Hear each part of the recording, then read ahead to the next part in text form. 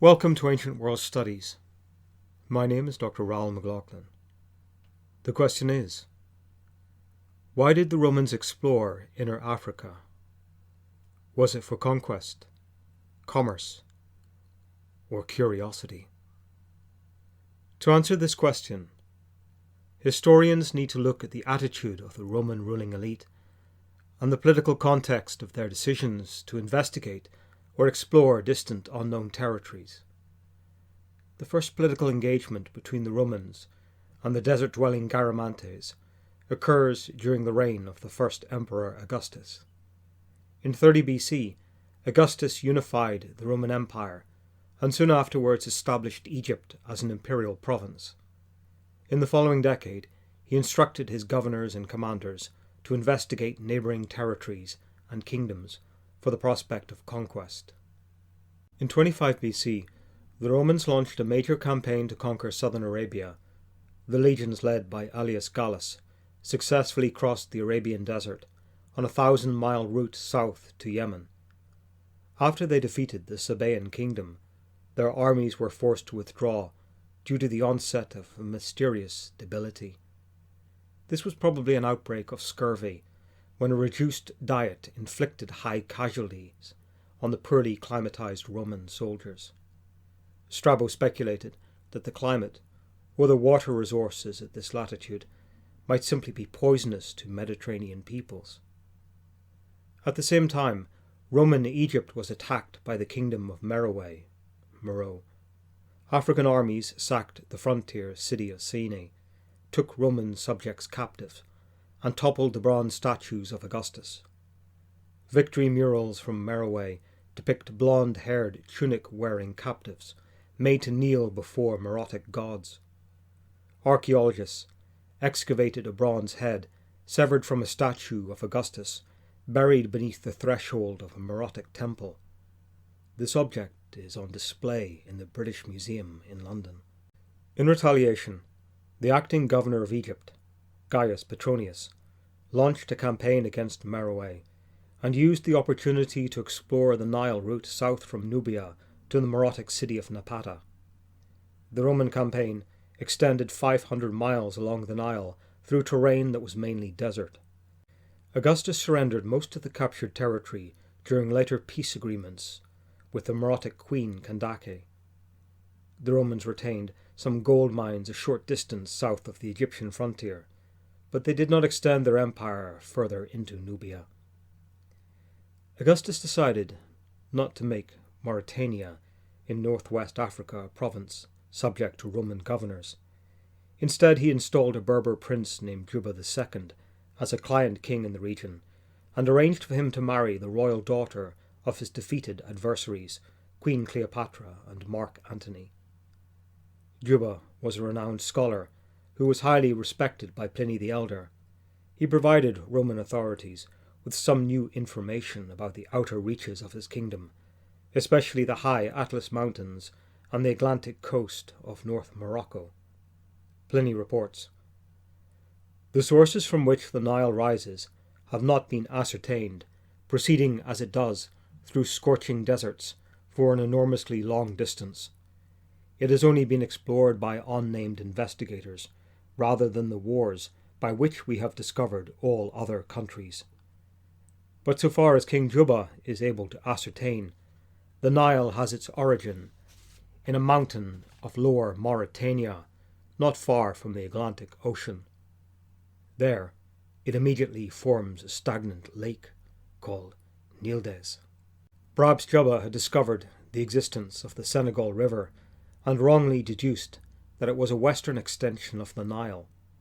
Strabo reports that these rivers are said to contain crocodiles and other kinds of animals similar to those in the Nile. Some think the sources of the Nile are therefore near the extremities of Mauritania." In his capital, Juba had displayed a crocodile, slain and preserved, from an expedition to the river. Pliny records that Juba brought a crocodile from the river to prove his theory, and placed it as a votive offering in the temple of Isis at Caesarea, where it is on view today. The Romans probably called the Senegal River Niger, meaning black. The name was also given to the modern River Niger in the colonial era. Pliny describes the ancient river. The River Niger has the same nature as the Nile. It produces reeds and papyrus, and it has the same animals. It also rises at the same seasons of the year. Strabo records the limits of Roman knowledge in this region when he reports, "Beyond Mauritania, on the outside sea, lies the country of the people known as the Western Ethiopians. Most of their country is poorly settled. Hippocrates reports that giraffes and elephants are found here." To the Romans, this seemed further confirmation that some river passage might connect Mauritania to Egypt. Roman authorities probably wondered if it was possible to reach this river via the Central Sahara. Could the land of the reported short-statured people be reached via Garamantic territory? The Greek worldview suggested that the southern edge of Africa might be only 10 days south of Garamantic territory.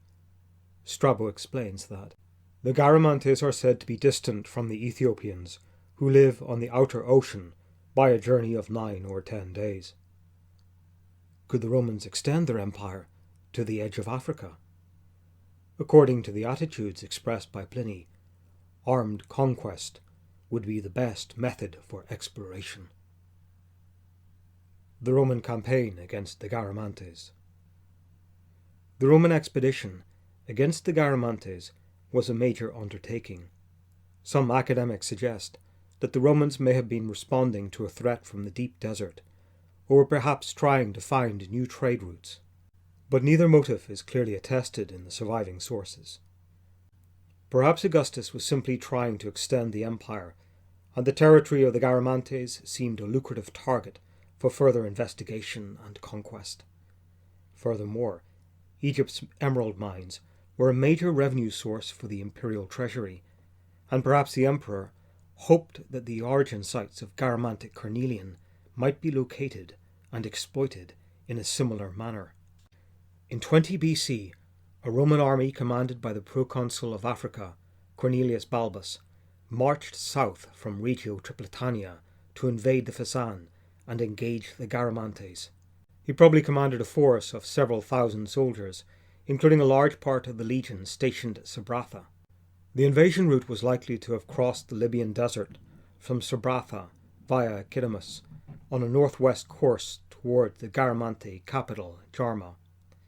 Perhaps Roman expeditions under the command of subordinate generals explored outlying regions in concert with this main advance. Details are limited, but Balbus seems to have defeated the Garamantes in a series of military engagements. He would have conquered tribes, seized oasis sites, captured villages, and occupied the main settlements. Balbus was proconsul for only 1 year, and this suggests that the expedition was planned as a targeted mission with a trusted commander. Although the campaign was completed in a single season, it was a significant operation, and Balbus was granted a triumph in Rome in March 19 BC. He was the last Roman commander to be permitted this supreme honour, and later triumphs could only be celebrated by members of the imperial family. Perhaps Balbus was accorded the honour because he did not hold full citizen status at birth, but had acquired citizen rights later in life. This limited his status in Roman society, at a time when enhanced honour and status among the elite was frequently viewed as a challenge to autocratic emperors. Pliny describes the campaign by Balbus. Beyond the mountain ranges is the desert, and then a town of the Garamantes called Thelge, and then Bedir, then Garama, the celebrated capital of the Garamantes. All these places have been subdued by the Romans, being conquered by Cornelius Balbus. He was given a triumph, the only foreigner ever so honoured, for although he was a native of Cadiz, he had been granted citizen rights. The names of captured territories were displayed in the triumphal parade. Defeated prisoners were also marched in line along with captured treasures. Wagons were arrayed with painted scenes and tableaus to represent the battles, the conquered territories, and the new resources secured for the empire. Pliny confirms that. Our writers have recorded the names of the towns seized by Balbus. His triumphal procession included the names Sidamon and Garama, along with the names and images of all other populations and urban centres.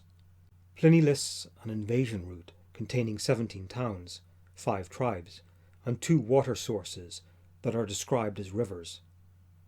Geographical features listed include the Black Mountain and Mount Goriano. The campaign itinerary ends with Mount Goriano, which appeared as a culmination of the triumphal parade.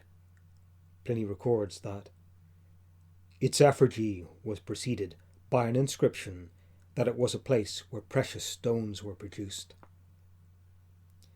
This suggests that a major intention of the Roman campaign was to investigate possible gem mines and seize them for the empire.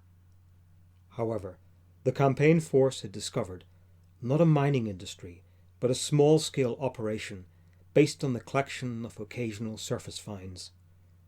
There was no sign of the supposed southern stretch of the Nile, allegedly rising on the edge of Mauritania and flowing west towards Meroe.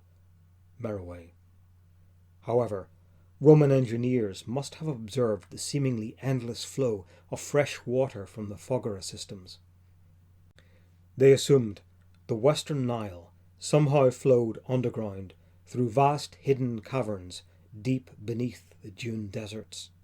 Nevertheless, the campaign had an impact on Greek and Roman geography by extending the confirmed size of Africa. Pliny reports that the north-south length of Africa had been estimated at 750 miles, but soon after this campaign, the Roman commander Agrippa produced a world map that extended Africa south by a further 160 miles. This must have been the distance of the Roman campaign into Garamantic territory. Pliny records that Agrippa made Africa 910 miles long from the region near Cyrene, by including the desert as far as the country of the Garamantes, when its extent became known. By including this figure, the entire length of the inhabited earth comes to a total of 4,708 miles. This expanded world view was depicted on a giant map that Agricola had engraved in marble for public view on a monument called the Porticus, Bipsania.